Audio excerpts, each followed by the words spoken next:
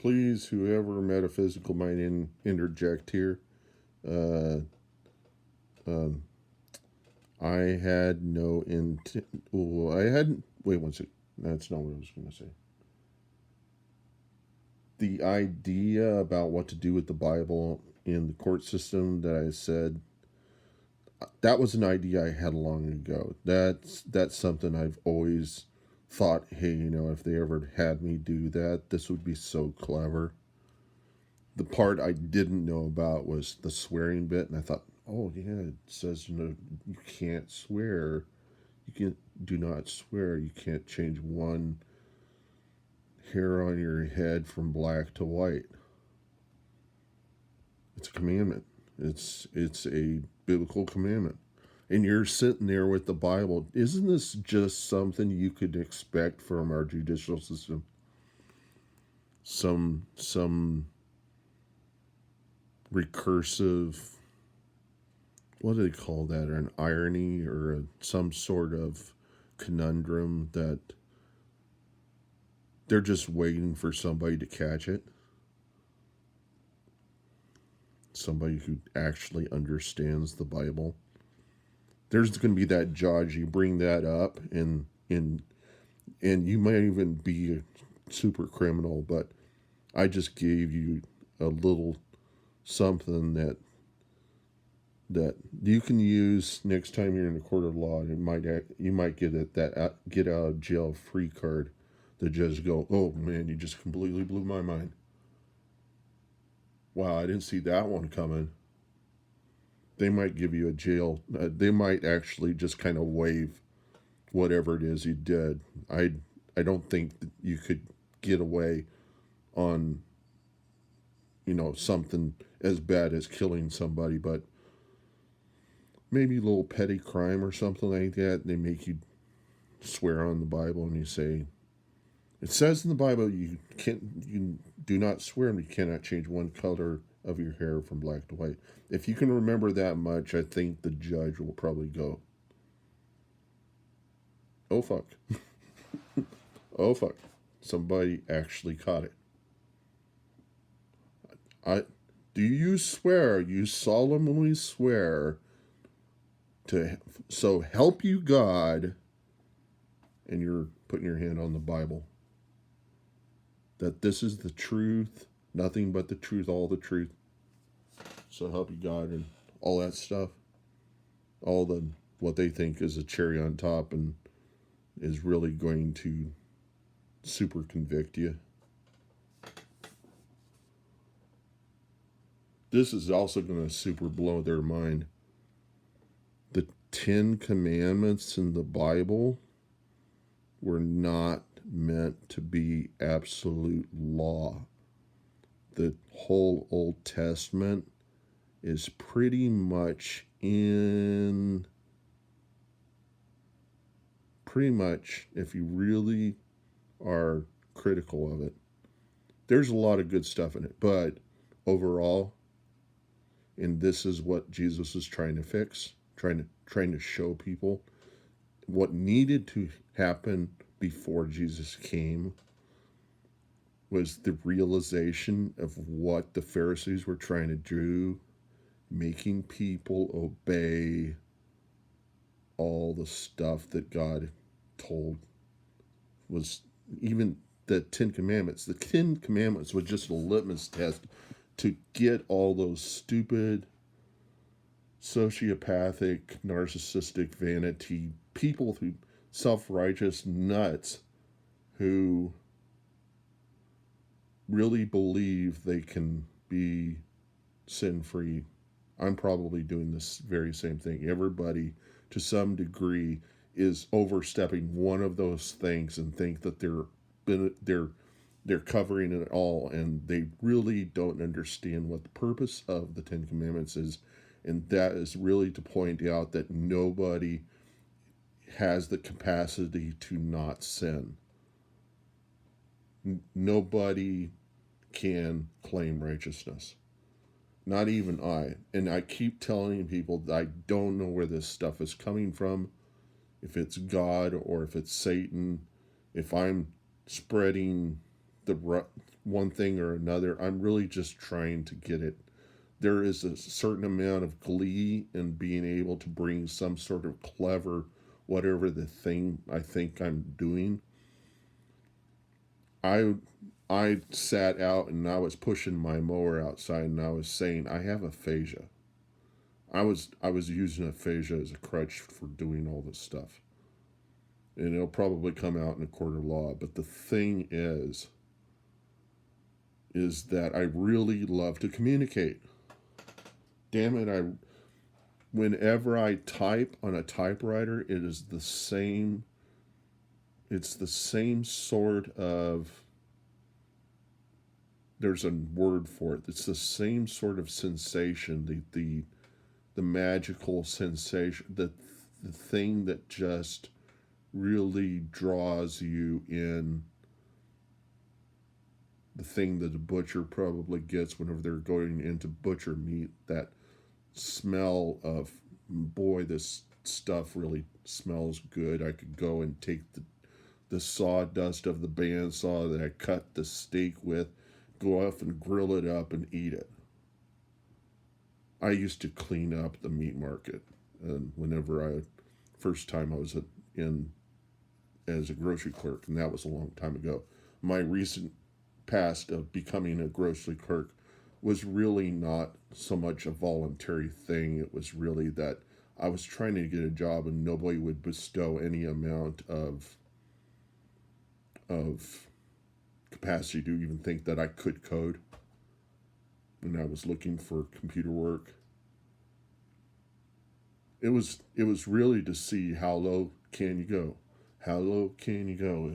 Can you make it under the the the limbo bar, that 50s 60s thing? How low can you go? How how how how basic a career move can you make and not lose your sanity? I actually like being a clerk. I really do like. You can find something to love in everything, no matter how socially unacceptable it is.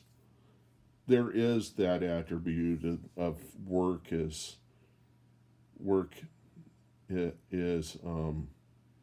any kind of work has that the work ethic to any extent is honorable. Okay, that's what conservatives will tell you. The liberals will say that's complete bullshit because they're free thinkers, and the conservatives are really kind of trying to stick to how the capitalist system needs to work. How the feeling of really working hard and knowing that you're going to get what your work is worth. Is that fucking true? I mean, is the minimum wage really a living wage? No, it is not. And if you think so, you are fucking people over. You're totally, you think you're in the right, but you're totally fucking people over. We need a living wage, and it is not the same throughout the country. It's all dependent upon the cost of living, and it's only going to get worse in the next 5 years. It's going to happen next 5 years. This COVID was really necessary. What it was going to give people the capacity to get some amount of rest, to draw together every ounce of brain power, to come to the realization that they've been screwed over in so many ways, to get over the hurdle of what they would do as a result of feeling like they just got handed the wrong thing. COVID is going to make people realize that everybody is potentially going to get COVID, and even I. That this is a general fear, and some people don't like to fear things like COVID. That's probably the reason why they're pushing back on masks and vaccines and stuff, is that they don't like the idea of fearing a pandemic and to have the government handing it to them whenever the government has really failed them so much in the last 20 years after 9/11, after the dot coms, and I was a part of the dot coms. We thought we were doing right. We were justifying all the stuff we were doing on Amazon, which hadn't turned a profit. That was the blunder of the dot coms. Then after that, because all the salespeople really loved the feeling of being in the dot coms, for the next number of years, we're looking for something to to substitute, which probably led to all those all those salesmen trying to sell people mortgages that they couldn't pay off, or subprime lending. People that were doing that stuff, what was actually going on. It starts with the people at the bottom who don't have the proper policy that was written by somebody who was thinking clearly and deeply enough about what they were doing, putting people on commission who were giving out loans, making little deals with people who could fake signatures to A-rate loans that they just gave to somebody who didn't have the capacity or the credit history to really pay off that loan. That person just signed over this subprime loan. They just signed over something that's going to end up as a default once they realize what the interest rate is, or whatever, the premium they're going to have to pay on that thing. And then they realize they can't do it, and then they're going to default. And the banks who bought up all of these toxic mortgages, these toxic assets, thought they had something that was going to, debt is what's called. Debt can actually be a good thing because it means you make back more than what you lended for. But it only works if you have a good credit history. That means good work ethic, you have consistent work past, you consistently were making money, and to some extent it doesn't really matter how much money you make, just as long as you're consistent. However, the amount of the loan is going to be dependent on your ability to pay it back. And if they get it, and if they put in your face, hey, we could loan you $10,000, $100,000, $1,000,000, and you go, wow, they'll lend me this. What they're not telling you is if you fail to pay it back, it'll ruin your credit score, and nobody will issue a credit card, a loan, or anything of the sort. You just completely lost the trust of the entire banking industry, and you're freaking gonna hate it because it's gonna put so many obstacles in your way. And it wasn't your fault that this happened. It was, to some extent it was, and that was the eagerness to get something you shouldn't, that you don't deserve. I mean, you don't deserve it in many ways, but one way was that they put it in front of you, and they shouldn't have. They should have started small and worked their way up, not giving you the biggest cash cow there. Then they're going to turn around because they're a really cruel salesperson, who just gave you the death penalty, pretty much.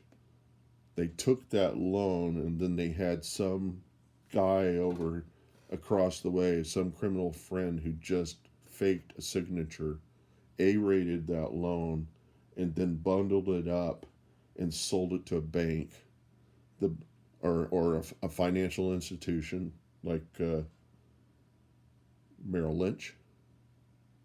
Then Merrill Lynch, then Thane, that Thane guy that they hired on at the last minute to fix the whole shit that was hitting the fan, and things going, oh, I know how to do this.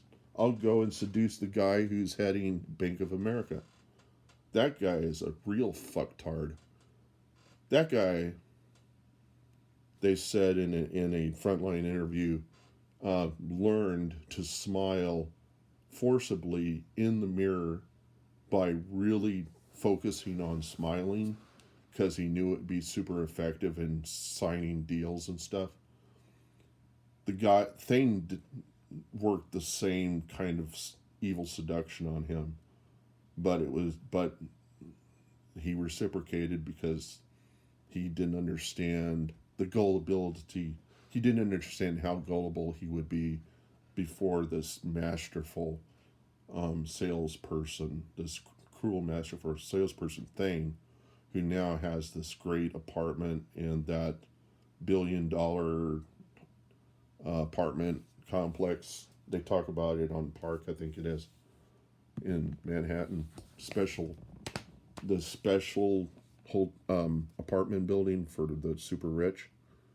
He's got a very small, I think it's like 100 square foot, little super small apartment, and all these special little furnitures around. And I don't know how that guy lives with himself. But basically, what he did is he ruined Bank of America. This guy got Merrill Lynch and then basically reduced the grand value of Bank of America in half when they started to find out that all this stuff they bought from Merrill Lynch was toxic mortgages that people were going to default on, and they could not collect anything on them. It was basically being given what you thought was gold and then finding out it was fool's gold. So